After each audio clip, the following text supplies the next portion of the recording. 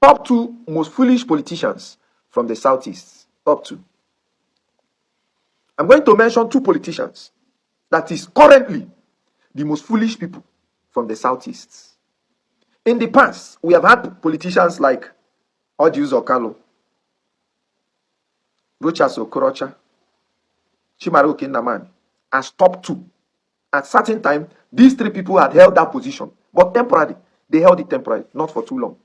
But this list I'm going to mention now, these 2 people have held this position for a very long time. And I don't see them stopping soon. I don't see them. So if you hear your colleague, your friend, your associate in this list, please do not bother to advise them. Foolishness, it runs in their blood. So I'm going to mention them. Even in the whole of Nigeria, these 2 can confidently compete for top 2 most foolish people. I will not be surprised if I do top 2 most foolish people in Nigeria and they emerge as number 1 or number 2. I will not be surprised.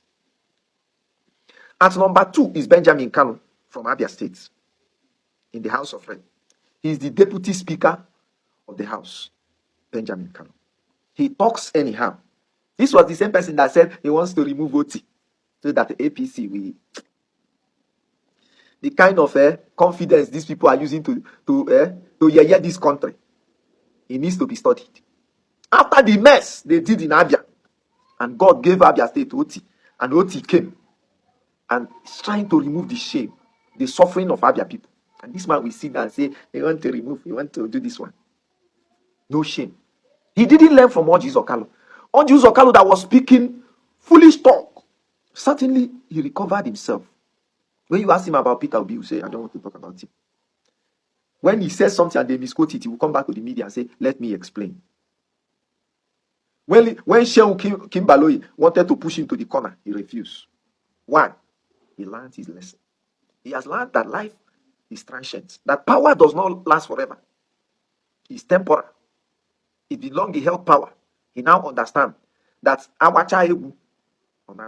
after dancing, the pain will rest on the waist. So he doesn't talk anyhow any longer. Rochas Okocha have hidden himself. But this Benjamin Kanu, the way he behaves, you'll be wondering, does this guy think, maybe he thinks he will be in power forever? He behaves like someone that never touched power in his life. So he didn't expect where he is today, and he's talking anyhow. Benjamin Kanu. Just, I think, yesterday, Peter Obi was speaking in Igbinedio's birthday in Abuja. He was sitting in front. If you see his face, if you see the anger boiling inside him, hearing Peter Obi speak, he couldn't contain it. That's a foolish politician for you. He thinks now we are in power. Let's seize it. We can do. Power that they stole. That the power they stole it, or they didn't win it. That's number 2. At number 1 position, the person that is currently holding it tight. Number 1 position. At number 1 is the governor of Anambra State, Professor Chukwuma Soludo. Is the most foolish. This guy is very petty and foolish.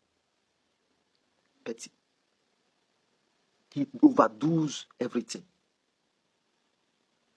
Do you know, last week, was it not last week that was Peter Obi's birthday? He couldn't even say happy birthday. He couldn't. Guess what? After that, his birthday came. After, I think, not up to a week. And the Peter Obi that is beefing wished him happy birthday and wished him well. And he has always wished him well. But guess what the governor will spend doing? Antagonizing. Very petty. Talks anyhow. No governor in Nigeria has spoken against Peter Obi, tried to put Peter Obi down the way Professor Chukwuma Soludo have tried to do. No governor has done that in Nigeria. Chukwuma Soludo will not perform until he hears Peter Obi. He will start talking OP. That was how the other day Peter Obi said that the Interfat, the brewery that he attracted that is on it, is the highest taxpayer in Anambra State.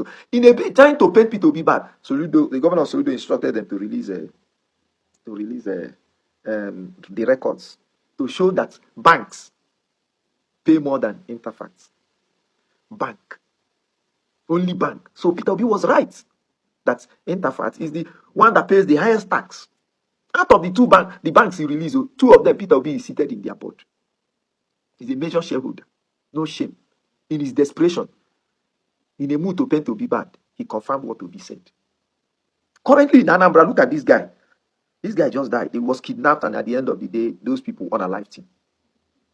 This is a state that the governor is supposed to protect, but he's literally shouting up and down. He told us that Akwa and Co is the reason of the insecurity. Now you have them inside. Why is the insecurity persisting? He cannot explain. Oka is a no-go area now.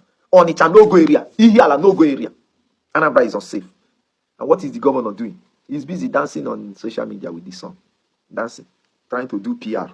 Rebrand. He doesn't need to dance. The son is our son. He's our brother.